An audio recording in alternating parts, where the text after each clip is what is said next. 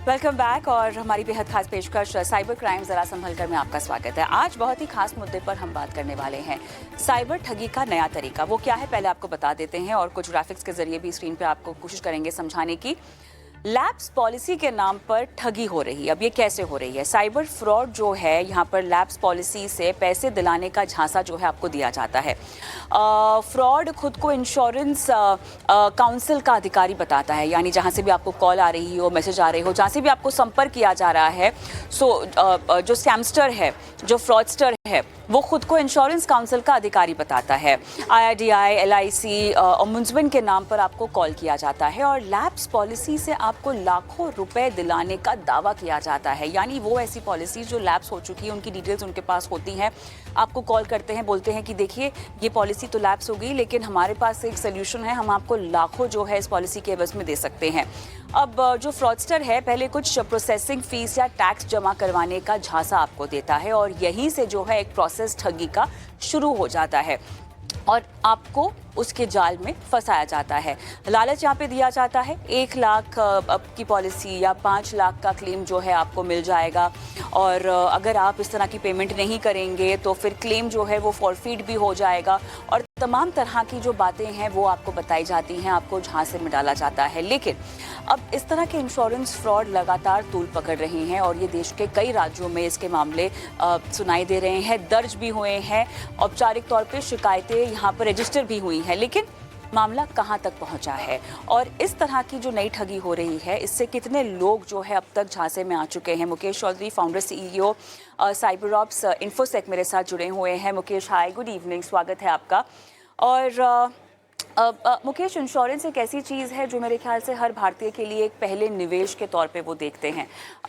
भले ही वो इन्वेस्टमेंट के लिए ख़रीद रहे हो, भले ही वो अपने फाइनेंशियल फ्यूचर को सिक्योर करने की कोशिश कर रहे हो, बट इंश्योरेंस हर भारतीय के पास होता है और ऐसा इमोशनल कनेक्शन है क्योंकि आप उसको आप सही तरीके का निवेश समझते हैं। अब जब इस तरह के इन्वेस्टमेंट में ठगी होनी शुरू हो जाए तो इसका इम्पैक्ट काफ़ी ज़्यादा हो सकता है और यहाँ पर अब नया बहाना है या नया ठग का तरीका है लैप्स पॉलिसी का इस्तेमाल। जी, बेसिकली इसके अंदर क्या होता है कि सबसे बड़ा इम्पोर्टेंट, जैसे गवर्नमेंट ऑफ इंडिया का अच्छा इनिशिएटिव रहा है रिसेंटली कि digital personal data protection act जो है वो एप्लीकेबल होने वाला है जल्द ही। क्योंकि सबसे बड़ी जो इसके पीछे स्टोरी शुरू होती है वो डेटा से शुरू होती है, क्योंकि सबसे पहले उन्हें डेटा मिलता है। कहानी इस डेटा से शुरू होती है कि डेटाबेस उनके पास अवेलेबल है, मार्केट में डेटाबेसेस सेल किए जा रहे हैं और वहीं से उन्हें पता चलता है कि किसके पास कितनी पॉलिसी है, किसकी पॉलिसी लैप्स हो चुकी है, किसने कितने रुपए की पॉलिसी करवा रखी है, किसका बैकग्राउंड क्या है, कौन बिजनेसमैन बैकग्राउंड से है, कौन आर्म्ड या सिक्योरिटी फोर्सेस से है, और उसी तरीके से ये अपने मॉडस ऑपरेंडी को एग्जीक्यूट करते हैं। उसी तरीके की स्टोरी, कहानी उन्हें सुनाई जाती है। जैसे एग्जाम्पल के लिए मैं एक केस आपको बताना चाहूंगा। एक आर्मी ऑफिसर थे, रिटायर्ड थे, उनको कॉल आया। कॉल करके उन्हें कहा कि सर, भारत सरकार जो है वो आपके लिए, जो आर्मी वेटरन्स हैं, उनके लिए एक स्पेशल स्कीम लेके आई है जिसके अंदर जो पॉलिसी पे प्रीमियम आपको मिलना चाहिए था, जो आपको क्लेम किया गया है कंपनी से, उससे आपको बेटर प्रीमियम मैं आपको दिलवा सकता हूं, पर आपको कुछ प्रोसीजर जो है वो फॉलो करने होंगे।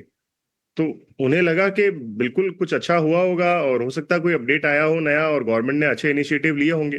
तो जिनका गवर्नमेंट पे ट्रस्ट है, सिस्टम पे ट्रस्ट है, वो इजीली कन्विंस हो जाते हैं कि यस, हमारे भले के लिए कुछ किया होगा। तो ये सोच के ये उनकी कहने अनुसार करने लग गए। उन्होंने कहा सर, इसके लिए ना कुछ स्मॉल फीस लगेगी, और थोड़ा थोड़ा पेमेंट करते करते उनसे लेते रहे और फाइनली उनसे 5 लाख रुपए ले लिए। और बाद में उन्हें रियलाइज हुआ कि एक्चुअली वो कोई इंश्योरेंस पॉलिसी से था नहीं, वो कोई और इंडिविजुअल था जिसके पास उनका डेटाबेस उनके हाथ लग गया और उन्हें पता था कि रिटायर्ड ऑफिसर है, इनसे क्या कहानी सुना के इनके साथ फ्रॉड किया जाए। फिर लकीली ये रहा कि हमने इन्वेस्टिगेशन में उनको पूरा पैसा रिफंड करवा दिया। बट इस तरीके से ये अपनी स्टोरी को एग्जीक्यूट करते हैं। तो आपका कहने का मतलब है कि क्या आम क्या खास, हर कोई जो है इस तरह के जाल में फंस रहा है, लेकिन यहाँ आपका मार्गदर्शन रहा, इसीलिए पैसे वापस भी मिल गए हैं मुकेश, वरना इस तरह के पैसे तो वापस मिलते भी नहीं है। मोडस ऑपरेंडी जो है सबकी अलग अलग होती है या एक ही तरह की मोडस ऑपरेंडी ये अपनाते हैं? डिपेंड करता है कि जो विक्टिम है वो किस प्रोफाइल का है। 100% डिपेंड ये करता है कि उनके पास डेटा कितना ज्यादा है उसके बारे में। क्या सिर्फ रैंडम मोबाइल नंबर्स हैं तो फिर तो हिट एंड ट्रायल होता है। अगर नॉर्मल मोबाइल नंबर्स हैं फिर तो हिट एंड ट्रायल करते हैं, वो किससे क्या बात करनी है पता नहीं, सामने वाला कैसे बात करेगा। अगर नाम जेंडर होता है तो थोड़ा सा अलर्ट होते हैं कि अच्छा, नाम पता है हमें, जेंडर पता है हमें और हमें स्टेट पता है। तो जितना ज्यादा डेटा होगा, जितनी बड़ी प्रोफाइल, जितना बड़ा डेटा होगा, उस हिसाब से प्लान और अच्छा वो बना सकते हैं। और सोशल इंजीनियरिंग की जो ट्रिक होती है वो और इम्पैक्टफुल बना पाते हैं। और जितना कम डेटा होता है उसके अंदर उनका सक्सेस रेट जो होता है, कन्वर्जन रेट भी कम होता है कि 100 लोगों को ट्राई करेंगे तो शायद कोई एक कन्वर्ट हो जाए। अब बचा कैसे जाए मुकेश, क्योंकि बड़ा सवाल यहाँ पर यही है। आप इंश्योरेंस जैसे प्रोडक्ट की बात कर रहे हैं, इम्पॉर्टेंट इन्वेस्टमेंट इंस्ट्रूमेंट है, आप कॉल्स को इग्नोर नहीं कर सकते हैं। आई एम श्योर बहुत सारे ऐसे रेड फ्लैग्स होंगे जो आपको समझ में आने चाहिए, बट हर वक्त अगर मोडस ऑपरेंडी बदली जाती है तो फिर आप रेड फ्लैग्स कैसे समझेंगे, और वो भी इस तरह के इन्वायरमेंट में जहाँ पर लगातार आपके साथ फ्रॉड्स हो रहे हैं मुकेश? इतना मुश्किल नहीं है मेरे हिसाब से, क्योंकि कुछ जो कॉमन ट्रेड्स हैं वो आपको आइडेंटिफाई कर लेने चाहिए। इंडिया में अगर कोई भी फाइनेंशियल पार्ट पे आपको एडवाइस देता है, आपको कहता है कि आपको बेनिफिट होगा, या आपको यहाँ पे कोई फीस पे करनी है, जहां पे भी पैसों के लेन देन की बात आएगी वहां पे आपको डबल चेक करना ही चाहिए। ये बहुत एक थंब रूल है, सबको समझ में आ जाना चाहिए, आई थिंक सबको। तो इसके अंदर ये वाला पार्ट है कि अगर कोई आपसे बात कर रहा है कि मैं इस इंश्योरेंस कंपनी से हूं या मैं इस ऑर्गेनाइजेशन से बिलोंग करता हूं और आपकी पॉलिसी में आपको ये बेनिफिट दिलवाना चाह रहा हूं, या फिर ये एक नई स्कीम आई है हमारी, इसके अंदर आप एनरोल कर लीजिए, तो कॉलर पे तो आप डायरेक्टली कैसे ट्रस्ट करके कुछ भी प्रोसीजर फॉलो कर सकते हैं। आप हो सकता है कि आप उसी ऑर्गेनाइजेशन का कोई लोकल ऑफिस हो आपकी सिटी में, वहां विजिट कर लीजिए। पर क्योंकि एक आम इंसान हो या फिर कोई वो कोई ऑफिसर हो या कोई पॉलिटिशियन हो, विक्टिम सब हो रहे हैं। क्यों हो रहे हैं? क्योंकि कई बार उन्हें ये लगता है कि मैं इस प्रोफाइल का पर्सन हूं, मैं इंटेलिजेंट हूं, मेरे साथ फ्रॉड नहीं होगा, मेरे साथ क्राइम नहीं होगा, और वो ये मान के चलते हैं कि ये जेन्युइन प्रोसीजर है। जब आप डे वन से ही उसके साथ बात इस तरीके से कर रहे हैं कि आपको लगता है कि आपके साथ एक जेन्युइन प्रोसीजर फॉलो हो रहा है, इसलिए लोगों को डाउट नहीं होता है, इसलिए वो अधिकतर शिकार बन जाते हैं। अदरवाइज आप लोकल ऑफिस जाके अगर वेरीफाई करेंगे उसकी डिटेल्स को, तो पता चल जाएगा कि वो रियल एजेंट है या कोई फ्रॉडस्टर है।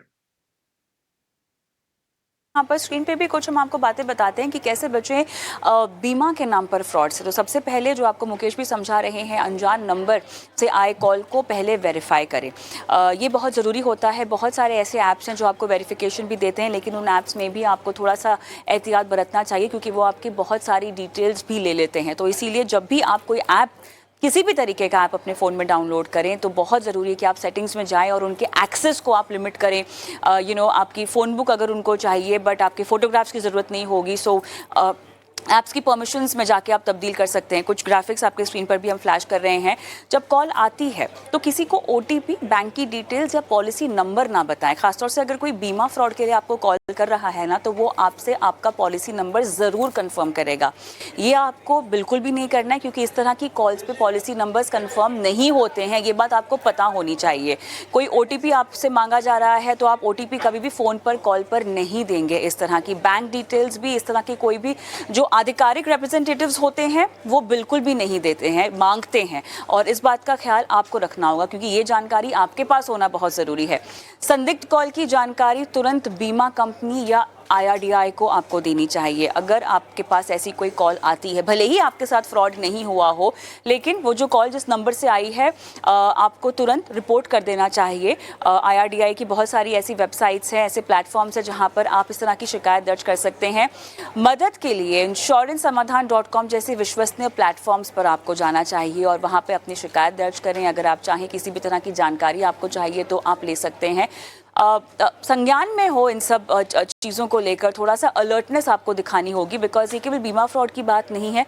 बहुत सारे ऐसे फ्रॉड हो रहे हैं जहां पर कहीं ना कहीं रेड फ्लैग्स आपके सामने होते हैं, आपको दिखाई भी दे रहे होते हैं, बस आप पकड़ नहीं पाते हैं, और इसीलिए जो है लोग फंस जाते हैं इस तरह के जाल में। मुकेश, बहुत बहुत धन्यवाद आपका। आप जुड़े और दर्शकों का मार्गदर्शन किया, बताया उनको कि कैसे बचना चाहिए इस तरह के बीमा फ्रॉड से। धन्यवाद। Thank you. ऑलराइट, तो मैंने अपने फाइनेंस मिनिस्टर की आज की इस पेशकश को हम यही समाप्त करते हैं। साइबर क्राइम ज़रा संभल कर, अगर आप भी किसी भी तरह के विक्टिम बने हैं और हमसे किसी भी तरह की हेल्प चाहते हैं तो अपना केस हम तक पहुंचाइए। इन्वेस्टमेंट से जुड़े सवाल भी हमसे पूछ सकते हैं। वैसे व्हाट्सएप नंबर मैं फ्लैश किए देती हूँ, यही एक लौता नंबर है जहाँ पर आपको अपने पोर्टफोलियो की डिटेल्स हमें भेजनी है। 9619873567 और व्हाट्सएप नंबर पर अपना पूरा पोर्टफोलियो भेज सकते हैं। इंश्योरेंस जुड़ा हुआ हो, इन्वेस्टमेंट हो, कोई भी लोन अगर आपने ले रखा है जिसकी भरपाई के लिए आपको रणनीति चाहिए हो तो अपना सवाल आप यहाँ भेज सकते हैं। सोशल मीडिया प्लेटफॉर्म्स पर हम लाइव होते हैं, शो लाइव भी देख सकते हैं, पहले के भी शोज आपको मिल जाएंगे और यूट्यूब पर देख सकते हैं। कमेंट बॉक्स पे अपने सवाल डाल सकते हैं। नमस्कार।